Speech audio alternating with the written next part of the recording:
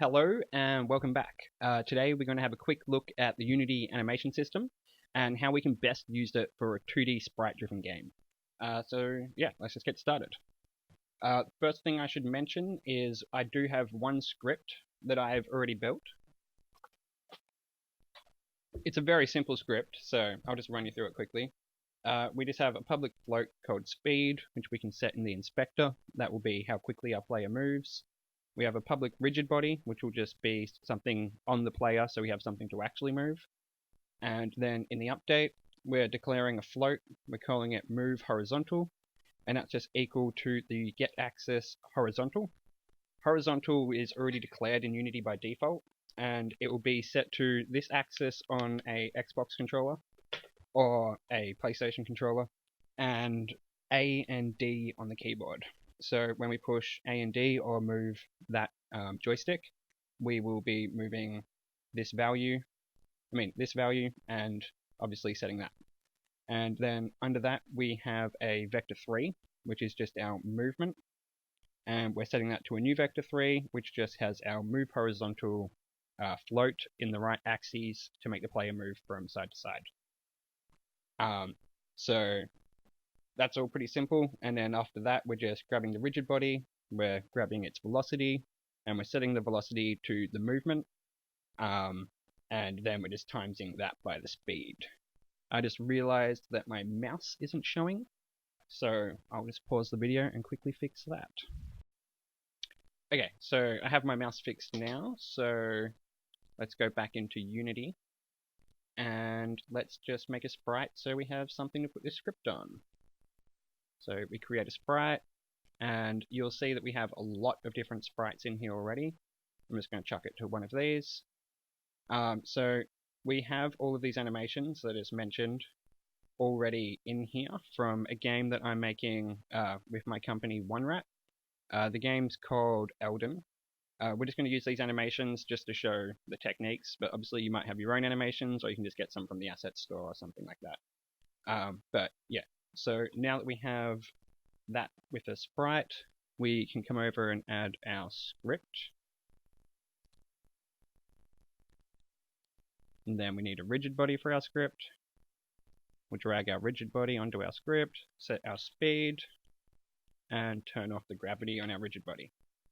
And now if we press play, we should be good to move the player. So yeah, we press A and D, we move left to right, and on a controller, we move this to move left and right. Cool. So we have all of that set up, but we don't have any animation. So we come to our animations, and the first animation is always the easiest. All we need to do is drag it into the scene. So we come to our idle animation, and drag it on top of our player. And now you'll see our player has an animator. And not only that, but it also created an animation controller. And the controller will be used in the animator. So if we come up to the window and hit animator, we'll get this window. And now you can see this controller, which is called new sprite, that just got named after the object it was on, has inside of it our idle animation, because that's what we put on it. Besides that, we just have an entry point, our any state, and over here we have an exit. So I'll explain all of these in a little bit. But to begin with, we're just going to want to have some more animations, because at the moment all we have is our idle. And if we press play, you'll see that it'll go from entry into idle, and our idle animation is playing. But if we move from side to side, obviously we just stay in idle. And the reason idle just starts playing automatically is because our entry is here, and our entry is connected to it. And basically anything connected, well, you can only have one thing connected to the entry, but whichever is will be the thing that starts playing when you first start up the scene. So we want that to be our idle, but we also want to have some walking animations. So we want to walk left, we want to be able to walk right. And so now I'll explain these other things a little bit more. So if you want these two to transition back and forth so that you can go left and right, from left to right, well, one way you can do it is making a transition from left to the right, making a transition from right to left, and then in here, setting the conditions. If you do it this way, it gets very messy, and you'll have a very big and complicated state machine for no reason. A better way to do it is to take advantage of any state, and instead just make a transition from any state to your right and from any state to your left. And basically, any state will allow you to transition from any state to any other state that is connected to it. Or actually, no, just from any state. Well, yeah, that is connected to it. So we have our any state here, and we have these two connected, which means this one can transition to that one, and that one can transition to that one. Even though they don't have arrows to each other, the transitions to them can happen from any state, so we're real good.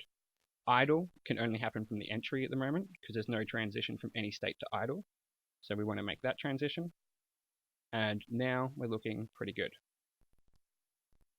But we do need more. We're going to need some exit states.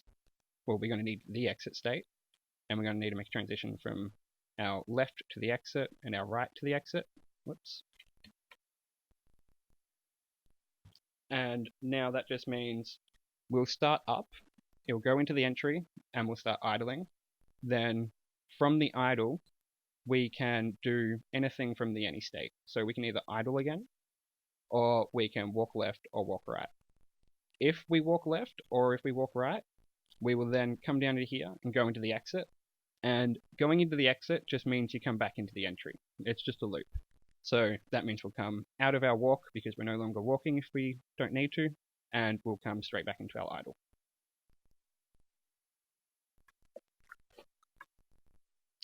In theory. Obviously, at the moment, we won't be doing that because we haven't set up any of our variables. So let's set up some variables. To begin with, we're going to need our conditions. Whoop, we don't want a layer, we want a condition. Go to our parameters, and we're just going to add, how should we do this? We'll just do it with a float, and we'll call this our movement. And then, so basically the horizontal, if we're going left, it's going to be set to -1. If we're going right, it's going to be set to 1. And if we're not doing anything, it'll be set to 0. So if we want to go left, we'll want to check if our movement is less than 0.1. We're going to do 0.1 instead of 0 just because, wait, we want that to be 0 minus 0.01. We want it to be that just so there's a bit of a dead zone, so that if someone's control is a bit dodgy and it like sits off to the side on their stick, it won't have the player just moving automatically. Besides that, we don't want it to have an exit time, so we're just going to set that to 0.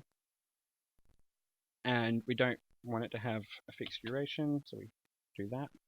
Basically, if we have a fixed duration, it means it's going to play a little bit of the idle animation before it blends into the other one. That stuff is set up for the 3D stuff, and it's not going to do anything good for you in 2D, so you really just do want that to be set to 0. And like I said, we don't want an exit time because we actually do have a condition. So yeah, if we have our movement at less than -1, we'll come from any state into our left. And then to get out of our left, we do want to have an exit time, and we'll just make this 0 again. Like I said, you don't want that in a 2D game. Well, a 2D game with sprites. Then you come down here. No, we don't want a condition here. So grab that one, remove it. Because we have our exit time, we don't need a condition. Basically, it's going to play this, and then it's going to exit that. But if this is still true, then it's going to be able to come straight away back into it. So it doesn't matter. Okay, cool. Like it won't ever be able to play this because this has any state, so it will just keep going into here. But it's just going to leave this once it's finished playing that, which will allow it to play fully through. Now we just need to do that for the other side. Set this to 0. Set this to 0. Add our condition. This time we do want greater than.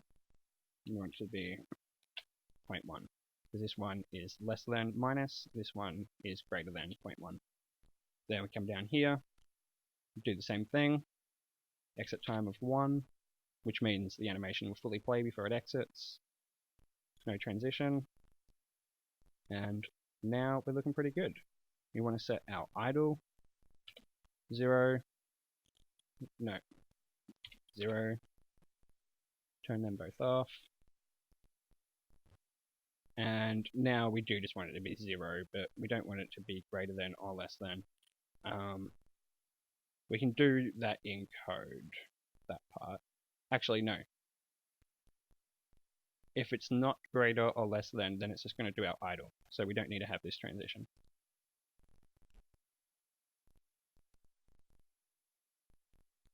Cool. That should be looking good. Now we need to do a bit more in the code though, because we're not setting this at all yet. So now let's do that. Okay, seeing this isn't a scripting video, I just did it quickly. So I can run you through it quickly though still. So I just made a private animator, and we're just setting, this is called anim, and we're just grabbing it from our player, because the player already has an animator, and it only has one. We could do that for the rigid body as well, but that's two different ways of doing it basically. And then down here, we're just grabbing our animator, we're setting the float movement that we created to our move horizontal, which means it's just going to be setting that float to whatever our controller or keyboard is doing, which then will move these. So now we can test it, and obviously it's trying and it's failing. So basically it is triggering the animations over and over and over, so it can never actually play it when we're holding down the buttons. And when we let go of the button, it is playing the animation and then returning before it actually stops. So that's an issue as well. So to fix that, this one is an easy fix. It is, all that is that we can't make it transition to itself, because basically it just keeps transitioning to itself before it's finished the animation. We want it to go all the way to here before it can do that again. So if we just make it so it can't transition to itself, then yeah, it will have to get to the exit and have to come down through again and actually have to play the animation. So we'll do that for both of them. And then down here, we are going to need a condition. So this one here was less than minus 0.1. So we'll make this one greater than that. So if this isn't true, we'll exit, basically. And then we'll do the opposite over here. So if this one is less than its value, then exit it. So it should hopefully be working now. So we have the animation actually playing when we're moving, and we are still getting the play time before it exits, because why are we getting that? Ah, we forgot to turn off these values in here. So it's still playing the animation to, like, 1 means full and 0.5 means half. So it's playing the animation fully before it exits. Oops. And we want it to exit the animation as soon as this isn't true and this, the opposite, becomes true. So now if we press play, we move, and when we stop moving, the player stops. Cool. So that's a really simple animator that allows our player to move from left to right. And of course it works with the controller as well.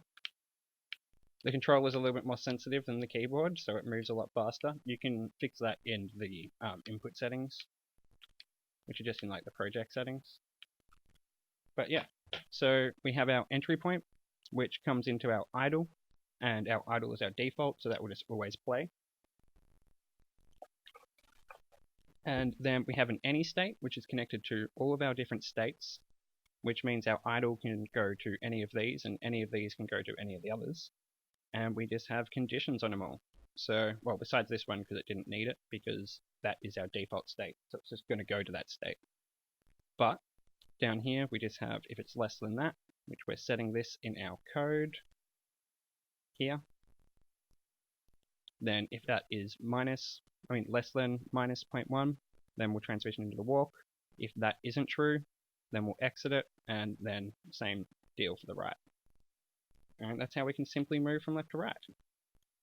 I might make that it for this part of the video, and then in the next part we'll go into triggering attacks and maybe rolling, but we'll definitely do triggering attacks. But hopefully you learnt something. If you have any questions, leave them in the comments. I try to answer as quickly as I can. If you like the video, please like it and comment and subscribe, all that kind of jazz. But yeah, thanks for watching.